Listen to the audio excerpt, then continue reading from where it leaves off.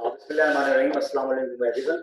ये उसमें थोड़ा सा कुछ कंप्यूटर के अंदर अपडेट का इशू आ गया था, जिसकी वजह से फिलहाल क्लास थोड़ी देर के लिए पोस्टपोन हो गई थी, तो हम इसको दोबारा स्टार्ट करते हैं।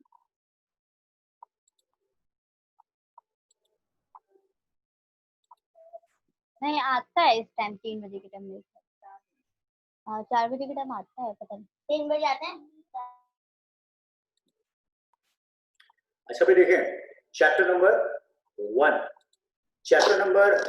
के अंदर हम लोग अब तक जो टॉपिक्स पढ़ चुके हैं, इसमें हमने पहले साइंस की डेफिनेशन पढ़ी थी, ब्रांचेस ऑफ साइंस, फिजिक्स क्या होता है, फिजिक्स की मेन ब्रांचेस क्या होती हैं, 11 ब्रांचेस की हमने बात की थी। आफ्टर दैट हमने बात की थी कल कंट्रीब्यूशन ऑफ मुस्लिम साइंटिस्ट की। चैप्टर नंबर 1 के अंदर आपके पास सिर्फ और सिर्फ 2 ही टॉपिक हैं जो मेजर टॉपिक हैं। नंबर 1 जो पहला टॉपिक था वो आपके पास था ब्रांचेस ऑफ फिजिक्स। इसके अलावा जो सेकंड टॉपिक आपको दिया हुआ है उस टॉपिक का नाम था आपके पास कंट्रीब्यूशन ऑफ मुस्लिम साइंस। तो ये चैप्टर कंप्लीट हो चुका है। आज इस चैप्टर को हम कंप्लीटली वाइंड अप करेंगे। अभी हम इसके से रिलेटेड पास्ट पेपर्स के एमसीक्यू सॉल्व करेंगे, 20 ईयर के क्वेश्चन देखेंगे और कुछ जनरल नॉलेज के क्वेश्चन देके आज चैप्टर हम इंशाअल्लाह खत्म करेंगे और नेक्स्ट वीक हम स्टार्ट करेंगे न्यू चैप्टर। ठीक है, तो पहले हम बात करते हैं, पहले एमसीक्यूज की बात करें। ठीक है, ये देखें, ये आपके पास चैप्टर नंबर 1 के अंदर बुक में जो एमसीक्यूज दिए हुए हैं जी आपके सामने वो मौजूद हैं। जैसे एमसीक्यूज नंबर 1 आपको दिया हुआ है, physics is that branch of physics science which afford the study of properties of matter and interaction between them। तो अगर आपको याद हो, फिजिक्स कहती है physics the branch of science which deal the study of properties of matter and interaction किसके दरमियान, matter और एनर्जी के दरमियान। अगर आपके जहन में हो उसका आंसर था physics is the branch of science which deal the relationship between matter and energy is known as physics। जो आपने पढ़ा था physics is the branch of science which deal the interaction between matter and energy। तो बेटा ये book के MCQs हैं जो मैं अभी साथ साथ सॉल्व करवा रहा हूँ। फिलहाल तो यहाँ पे क्या है, जो एमसीक्यूज हैं रेड कलर से जो हाईलाइट हुए हैं वो इनके आंसर ऑलरेडी हाईलाइट किए। MCQs number 2, dash is the first book written on the subject of algebra by ख्वारज़मी। अगर आपको याद हो कल हम कंट्रीब्यूशन ऑफ मुस्लिम साइंटिस्ट पढ़ रहे थे मोहम्मद बिन मूसा इब्ने अल ख्वारज़मी के बारे में। आपने पढ़ा था मोहम्मद बिन मूसा इब्ने अल ख्वारज़मी कौन थे, एक ग्रेट मैथमेटिशियन थे जिन्हें आप फाउंडर ऑफ अलजबरा भी कहते थे। तो इन्होंने जो बुक लिखी थी अगर आपको याद हो, उस बुक का नाम था अलजबर वल मुकाबला। ठीक है, तो ये थोड़े से बेटा फारसी और अरबी के वर्ड हैं तो इनको पढ़ना थोड़ा सा मुश्किल होता है। बेटा स्क्रीन शो नहीं हो रही क्या? स्क्रीन शो नहीं हो रही? Okay,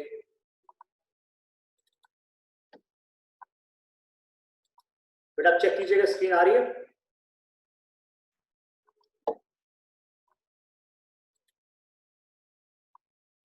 okay fine. बेटा एमसीक्यू दोबारा देखिएगा, physics is that branch of science which afford the study of the properties of matter and interaction between them. तो आप पढ़ के आ चुके, physics is the branch of science which deal the relationship between matter and energy.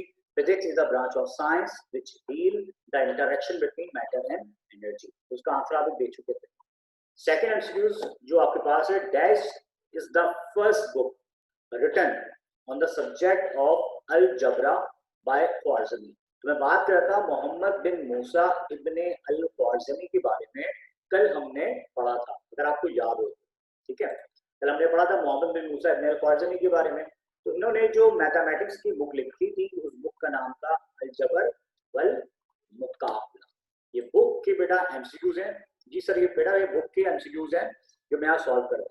ठीक है, आप चाहें तो बुक में बेटा इसको देख सकते हैं।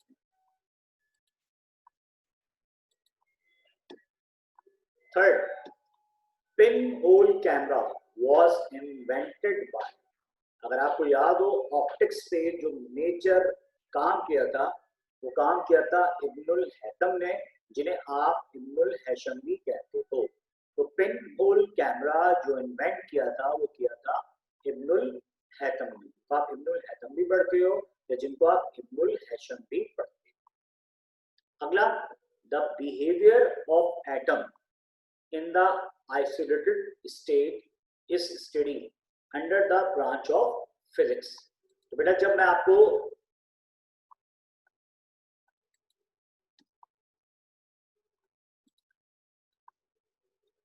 अच्छा बेटा कोई बात नहीं, बुक में नहीं है तो फिर फिलहाल वो फिर भी आप देख लें, ये बुक से ही निकाले हुए एमसीक्यूज थे, ठीक है, लाइंस के मदद से।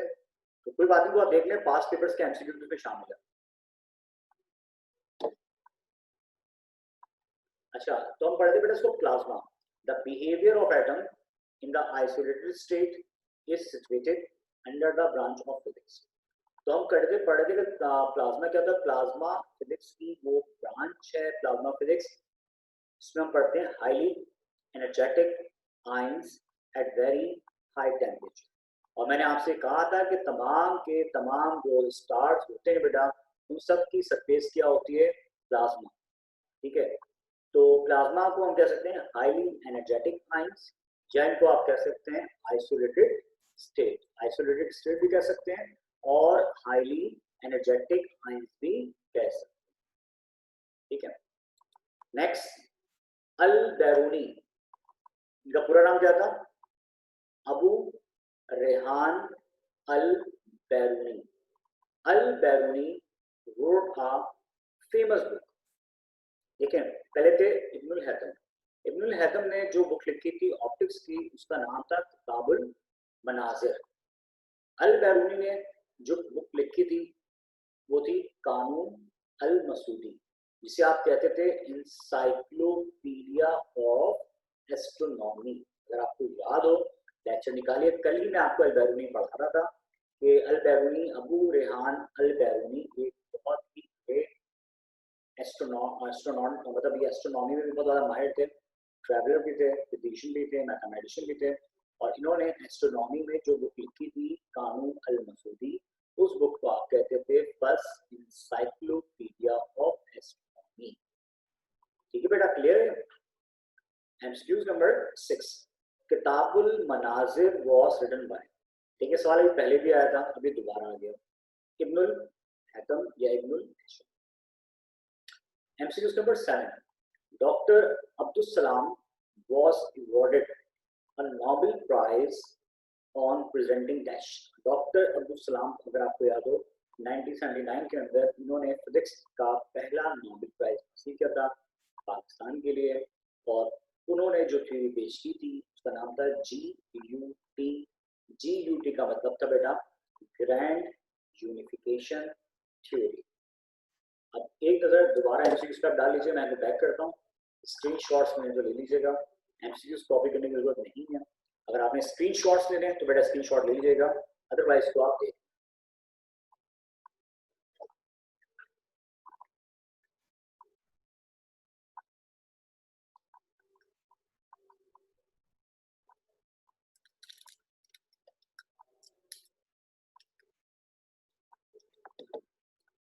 बट जल्दी देखिएगा इनको।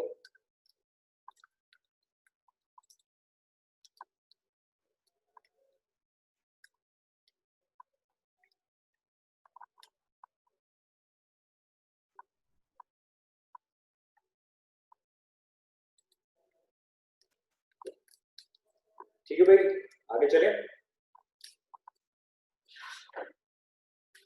एमसीक्यूज क्लियर है आप लोगों को बेटा?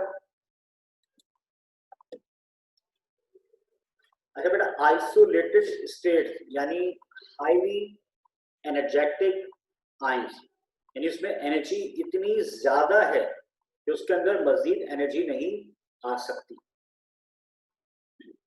बेटा बहुत ही लाउड बोल रहा हूँ, देखें आइसोलेटेड का मतलब ये था कि आपके पास ये एक ऐसी स्टेट है जिसके पास स्टेट में एनर्जी जो थी क्या है, मैक्सिमम।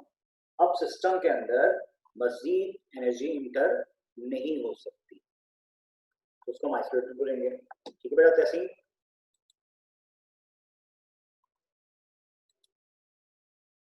अच्छा बेटा अब जरा चेक कीजिएगा आप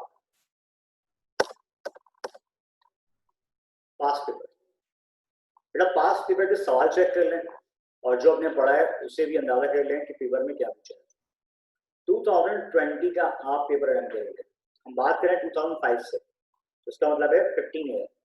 सवाल क्या है, define physics and name any two of its branches. आपने फिजिक्स को डिफाइन करना है और दो ब्रांचेस के बारे में सिर्फ नाम बताना। बेहतरीन नाम बताना है तो आप उसके बारे में थोड़ा सा लिख सकते हैं। अगर आपको याद हो, मैंने आपसे बोला था डिफाइन फिजिक्स याद करें और एटलीस्ट 4 ब्रांचेस ऑफ फिजिक्स के बारे में आप याद। नेक्स्ट क्वेश्चन 2006 का, write down any 3 contribution of Muhammad bin Musa Khwarizmi. Muhammad bin Musa ibn Khwarizmi के आपने 3 कंट्रीब्यूशंस लिखी। तो ये सवाल भी हम कल पढ़ के आ चुके हैं। तो जहां से देखने का मकसद क्या, आपको आइडिया हो जाएगा हर ईयर किस तरह के सवाल आपसे पूछे जाते हैं। देखिए 2005 में आया, 6 में आया, 7 में आया, 8 में आया, हर साल एक सवाल लाता है। 2007 write two contribution of each of the following. Al Biruni और इब्नुल हैथम, इन दोनों के कम से कम 2 कंट्रीब्यूशन आपने लिखने हैं। 2008 में अल बैरूनी दोबारा आ गया, बट इसके साथ अब क्या आ गया, याकूब किमली। ठीक है बेटा, याकूब किमली आ गया। अब मतलब जब पेपर वगैरह आप दे रहे होंगे उस पर जाहिर सी बात है मैं इंपॉर्टेंट क्वेश्चंस आपको दूंगा, गैस पेपर भी बना के दूंगा। ठीक है, लेकिन फिर भी अभी तो स्टार्टिंग है, कोशिश करें आप ये तमाम चीजें याद करें। फर्स्ट के फिजिक्स में चैप्टर दोबारा मौजूद है और इस चैप्टर का नाम है the scope of physics. The scope of physics. ठीक है जनाब।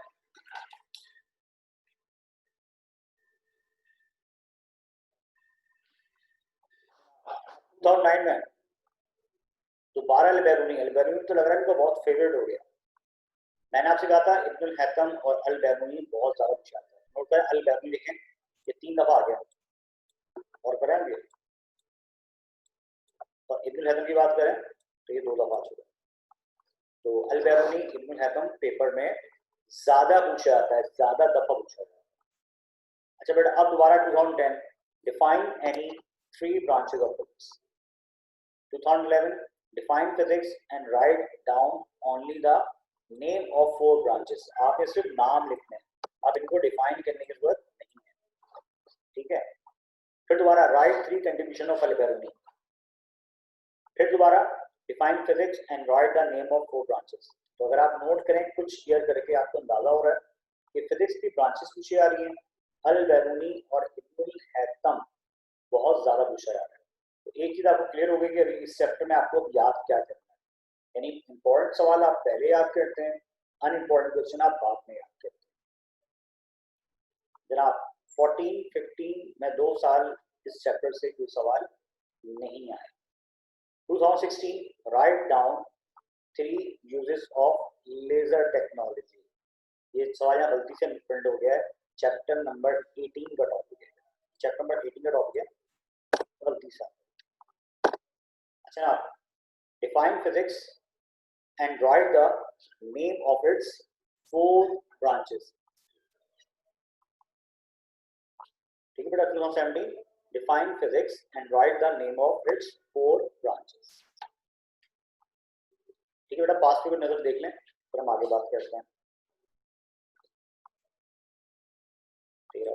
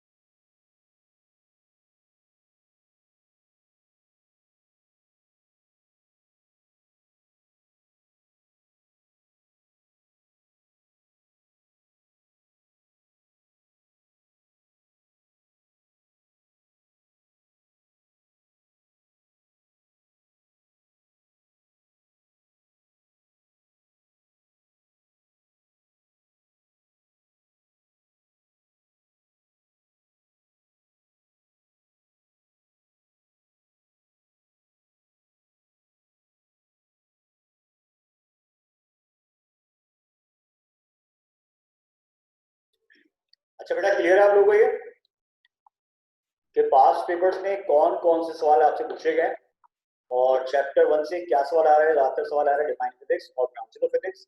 इसके अलावा कंट्रीब्यूशन ऑफ मुस्लिम साइंटिस्ट में आपने नोट किया 3 साइंटिस्ट आए हुए हैं, लेकिन ज्यादातर अल बैरूनी और इब्नुल हैतम को टारगेट किया हुआ है, जबकि तीसरा क्या आया था, याकूब किंदी। अच्छा भाई, अब आए जरा कुछ ब्लैंक पेपर। ये किसी जमाने में पेपर में एमसीक्यूज के अलावा फिल इन द ब्लैंक्स भी आया करते हैं। तो फिल इन द ब्लैंक्स अगर आती हैं तो ये आपके लिए मुश्किल होगी। उसकी वजह ये कि उसमें आप स्पेलिंग मिस्टेक कर दोगे। जैसे आपको पता था name of the famous Al Biruni is, famous book का नाम याद है ना क्या था, अल कानून अल मसूदी। अब अगर पेपर में एमसीक्यूज में ऑप्शन आपको ना दिया जाए और बेटा आपने लिखनी हो उसकी स्पेलिंग, तो आप खुद नोट करें कि आपको कितना ज्यादा प्रॉब्लम आ सकता है। ठीक है, तो एमसीक्यूज का एडवांटेज होता है कि आंसर सामने लिखे होते हैं, लेकिन एमसीक्यूज के बजाय अगर आपसे पूछ दिए जाए ब्लैंक्स तो आपको प्रॉब्लम बहुत ज्यादा आ सकती है। The law of refraction first introduced by dash. तो आपको याद होगा इब्नुल हैतम ने जो ऑप्टिक्स की बुक लिखी थी, उस बुक का नाम था किताबुल मनाजिर। किताबुल मनाजिर, इस बुक को हम क्या कहते थे, इंसाइक्लोपीडिया ऑफ ऑप्टिक्स। तो अगर आपको इब्नुल हैतम के कंट्रीब्यूशंस याद हो तो उसमें एक कंट्रीब्यूशन ये भी लिखा था कि he give 2 laws of reflection. Laws of reflection first matric physics chapter number 13 में पढ़ोगे और law of refraction matric physics chapter number 14 में पढ़ोगे। तो लॉ ऑफ रिफ्लेक्शन और लॉ ऑफ रिफ्रैक्शन, ये दोनों लॉज इब्नुल हैतम ने ही पेश किए थे। अगला आ रहा है जनाब, Kitabul Manazir is written by Ibnul Haitham. अच्छा जी, MCQ number 4, the branch of physics concern with highly ionized atom.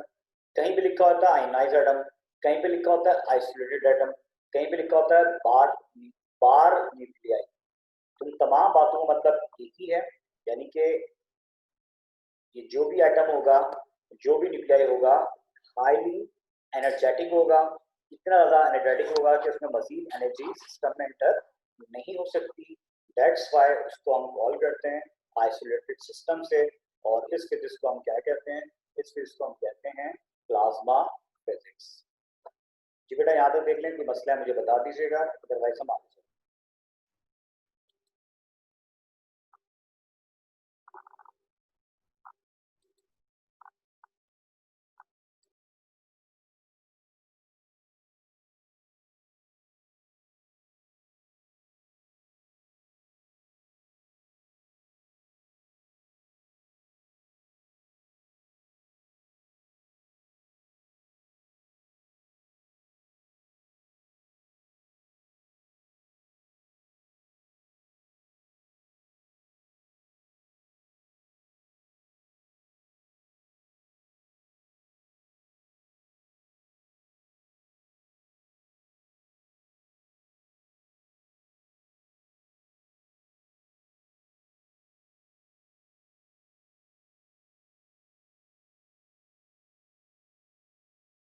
ठीक है जनाब, माशाल्लाह बच्चों को रिप्लाई आ रहे हैं, तमाम बच्चों को टॉपिक क्लियर है।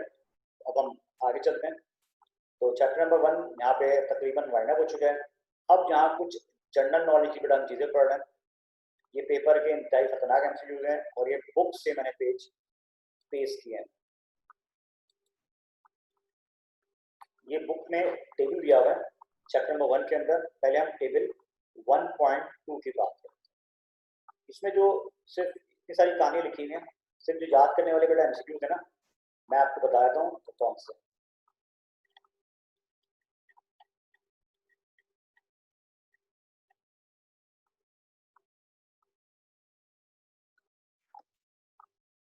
अच्छा है,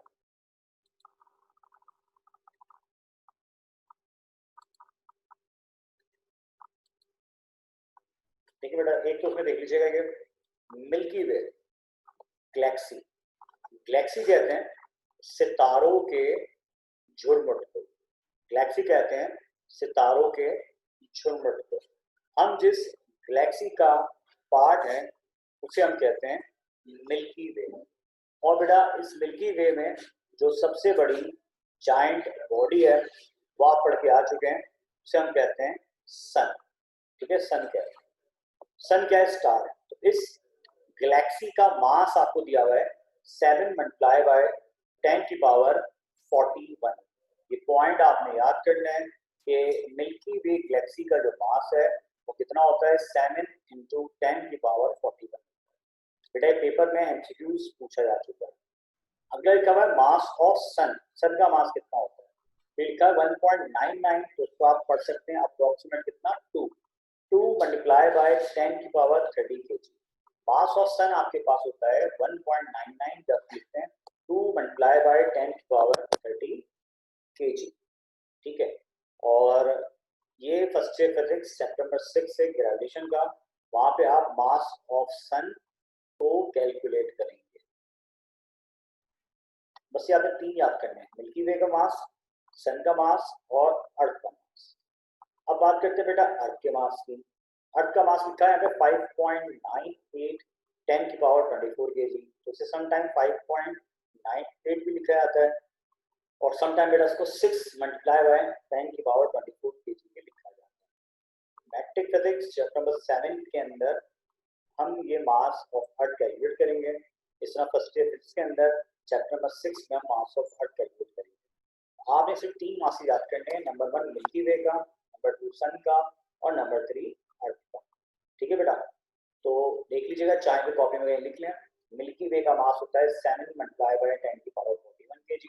मास ऑफ सन आपके पास होता है 1.99 10⁻30 kg। मास ऑफ अर्थ आपके पास होता है 5.98 इंटू 10⁻24 kg। तो 5.98 को आप अप्रोक्सीमेट 6 के बराबर भी लिख सकते हैं।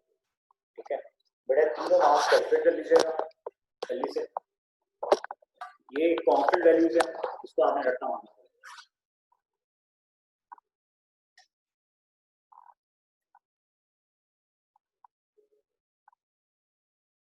बेटा ये मास है, आपका मास कितना है? हम कहते हैं ना हमारा वेट कितना है? 30 kg, 40 kg।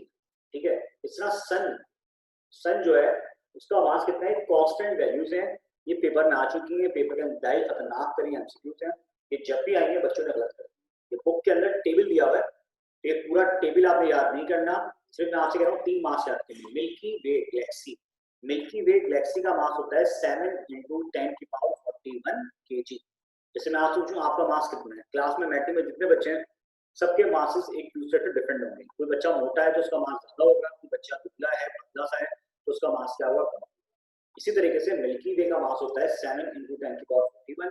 सन का मास होता है 1.99 इंटू 10⁻30, और अर्थ का मास होता है 5.98 इंटू 10⁻24 kg। जल्दी से इसको कॉपी कर लें।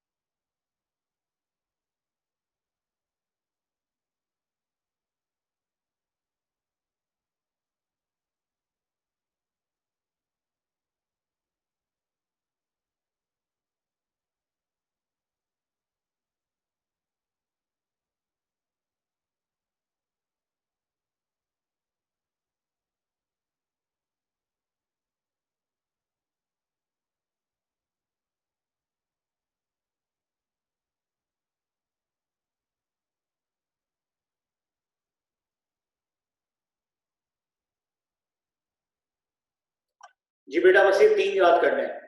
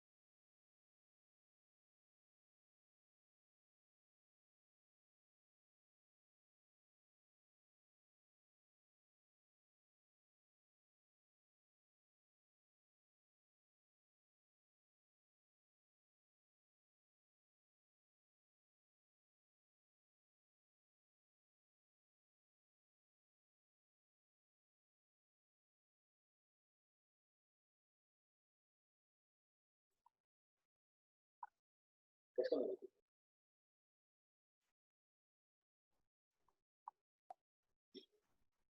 अच्छा बेटा, इस टॉपिक को मैं एक्चुअली नेक्स्ट क्लास में समझा दूंगा। नेक्स्ट क्लास में मुझे नया चैप्टर पढ़ाना है जो कि बड़ा इंपॉर्टेंट चैप्टर है। असल फिजिक्स नेक्स्ट वीक से स्टार्ट होगी। चैप्टर नंबर 3 पहले मैं स्टार्ट करूंगा, चैप्टर नंबर 2 के बजाय मोशन का। इंशाअल्लाह उस वक्त आप फिजिक्स को बहुत एंजॉय करेंगे और मैं इसको रिपीट भी कर दूंगा। उसका वीडियो एक्चुअली बहुत भी आ जाएगा, तो जिसका जो मिस हो गया है परेशान ना हो, वो आपको यहाँ से मिल जाएगा। बेटा चार्ट चैप्टर नंबर 1 के अंदर बुक के अंदर मौजूद है।